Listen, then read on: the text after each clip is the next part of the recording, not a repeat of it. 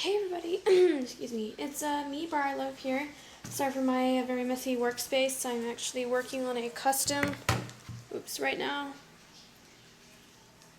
She's going to be like a chestnut or something, maybe even like a red bay or whatever. Anyway, so today I'm going to do kind of like a mini tutorial on how to make a western saddle pad like this. Of course, with the little fringes, you can sew these back if you don't like the fringes, just like that. And then the fringes are gone, but I personally like the fringes. So today I'm going to show you how to make a traditional sized, I've also made a classic sized saddle pad. And as you can see, it fits the traditionals quite well. If you've never actually seen a saddle pad, a western saddle pad, they go up to about there. So saddle pads, the western saddle pads are quite large. As you can see, this is too big for the the classic sized, but you can just fit the little template to however you want. For people who know crafts, you guys know that this is weaving. For those who do not know how to weave, it is relatively easy, as you can see. I mean, it takes a while, but I usually do 2 strings at a time, which I will show you. So basically, this is actually, you don't have to buy yourself a loom. This is just a piece of cardboard that I got from an old binder, because there's cardboard under that binder thing, so I just took it out. I cut little slots in there. This is relatively easy. Just put the string through here and ending there. Now I'm going to show you how to actually weave it, because I'm working on something right now. Oops. Alright, let's see if I can do this one-handed. Alright, so basically, I've done this many times before. Basically, what you have to do is you have to go in and out like that. It's pretty easy. So, yep. Sorry, my dogs probably heard something. So yeah, basically it's kind of hard to do this one-handed, but two-handed it's way easier. Okay, so basically just keep weaving all the way through. So you'll have something that looks like that, you know, with the strings and stuff like that. Now, if you notice this little string right here is on top of this wire, not wire, string, and that one isn't. It's pretty easy. If you don't know what I'm talking about, just look up a YouTube thing on how to weave. It's pretty easy. If you can see the faint line of my template, this is a saddle pad template. So my friend wrote this. This pen smells like mint, and also nieto, which means grandson. It's an inside joke, but anyway. So just keep weaving, I guess, until you get to the size you want it to be. I would recommend getting a traditional saddle pad and tracing it on here. Now, I have to say something really quick before I move on in the video. As you can see, this is kind of brought in a little bit on the sides. Same thing with this one, it kind of pops up.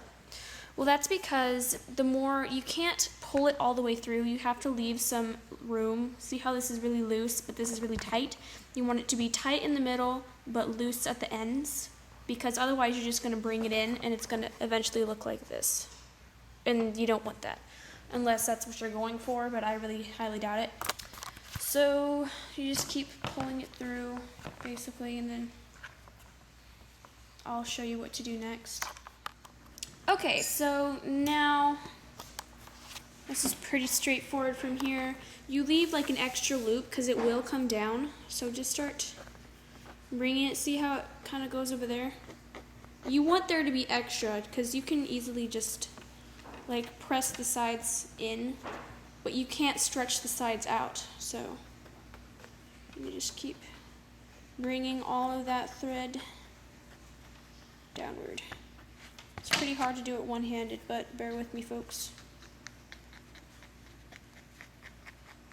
Okay, and I've also done another one up here. I just thread both of them, and I put my thumb through there, and I pull the thread through out that way. But you don't have to worry about that if you're a first-time weaver.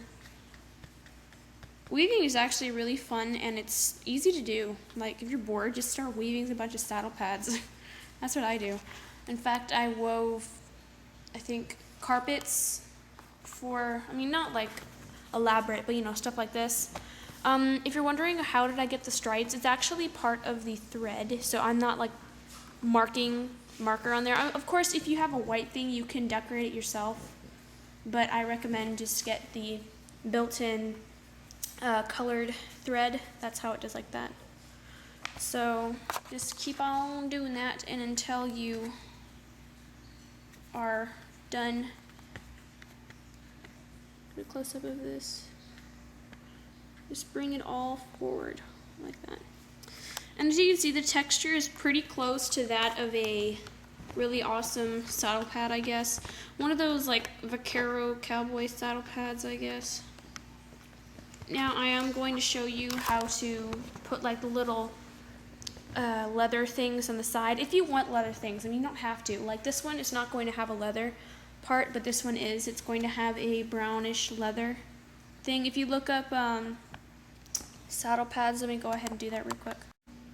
Okay, I've got some things. This one is pretty easy to see.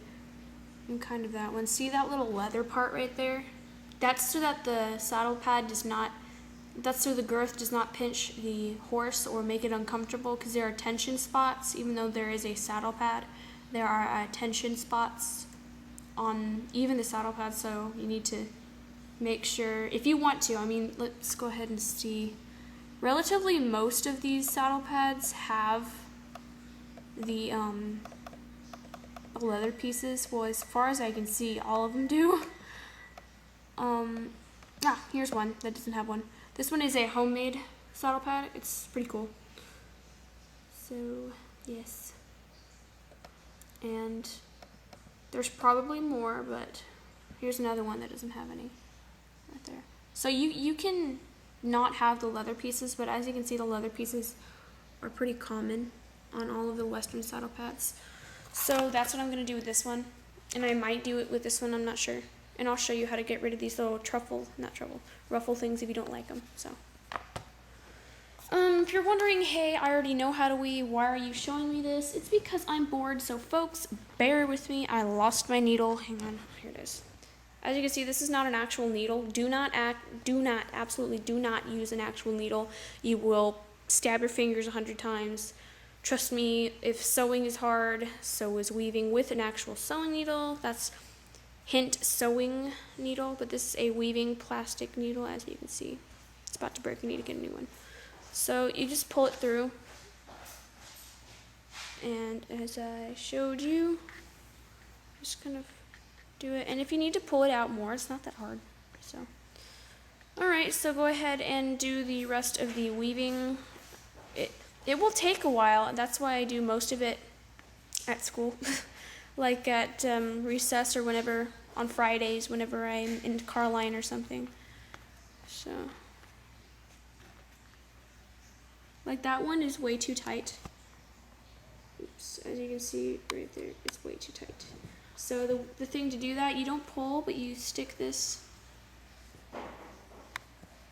through there and then kind of pull it back. Alright, so then that should be enough. And then again, just bring it all down. See, that's much better because it's matching all those. Of course, I need to tamper it some more, but... So go ahead and fill it up to the template, or if you're making a rug, go ahead and do that too. So yeah, you can also use your fingernail. That's proves to me the most efficient way to scrunching it all together.